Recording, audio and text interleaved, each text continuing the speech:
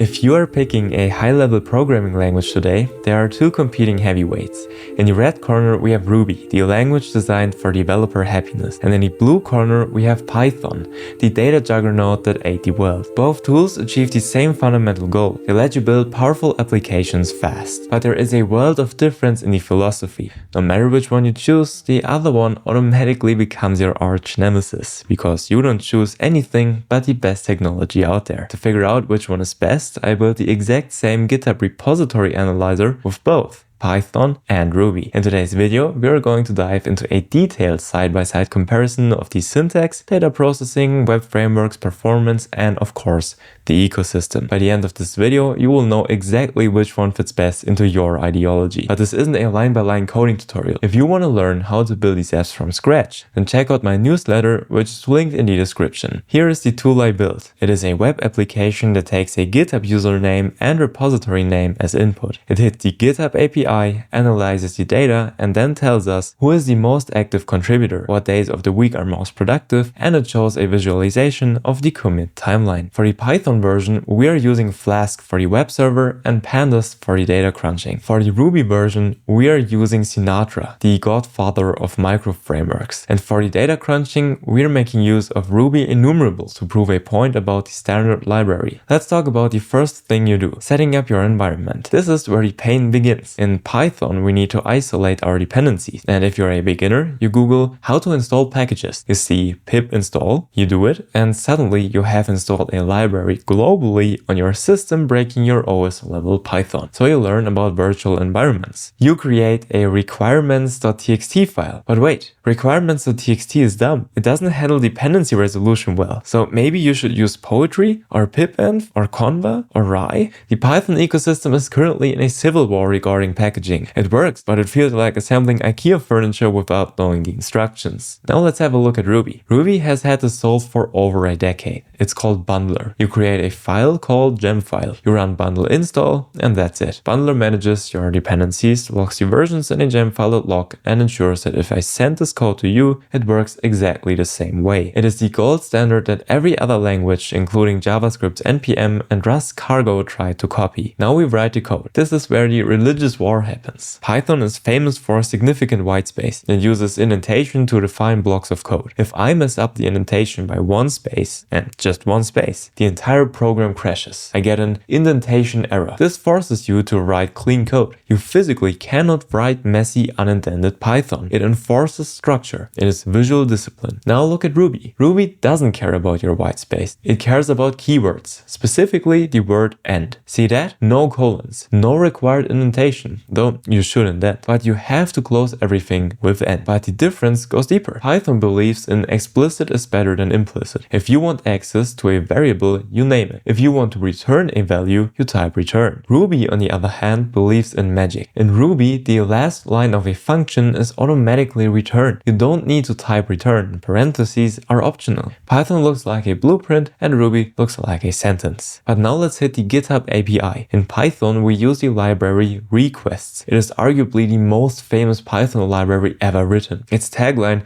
is HTTP for humans. And it is beautiful, it is simple, and it does exactly what you expect. In Ruby, we used HTTP-party. Notice the difference? Well, in Python, request is a tool we use. In Ruby, HTTP-party is a module we include. We are literally extending our class with HTTP capabilities. This is the object-oriented nature of Ruby shining through. In Ruby, everything is an object, and classes are open for modification. We aren't just calling a function, we are building an object that knows how to talk to GitHub. Now we have a list of raw commits. We need to count them by author and find the busiest days. Python is the king of data because of libraries like Pandas. We don't write loops in Python if we can avoid it. Therefore, we use data frames. This is incredibly powerful. With 3 lines of code, I can process millions of rows. However, it is heavy. I had to install a massive library just to count some items. It feels like bringing a tank to a knife fight. It is effective indeed, but it's also overkill. Ruby doesn't need pandas for this, because Ruby's standard library has a module called enumerable, which is legendary. Look at that Ruby code.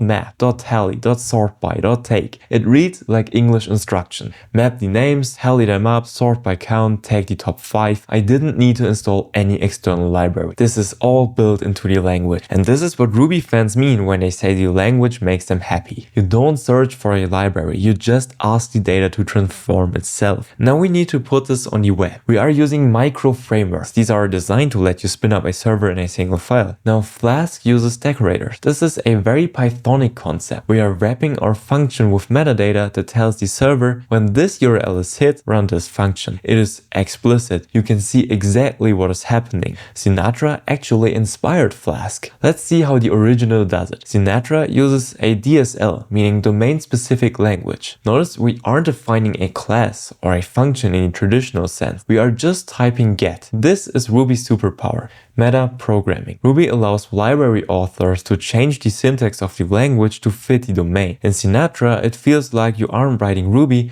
you're writing HTTP. However, this magic comes at a cost. If you don't know Sinatra, you might look at this and ask, where is the get method fine? Is it a global variable? A method on an object? Well, it's implicit. Python's decorators make it obvious that analyze is just a function. We have built the app in both, but an app doesn't exist in a vacuum. It exists in an ecosystem. If you choose Python, you have superpowers. You have NumPy for math, PyTorch and TensorFlow for AI, and Django for web.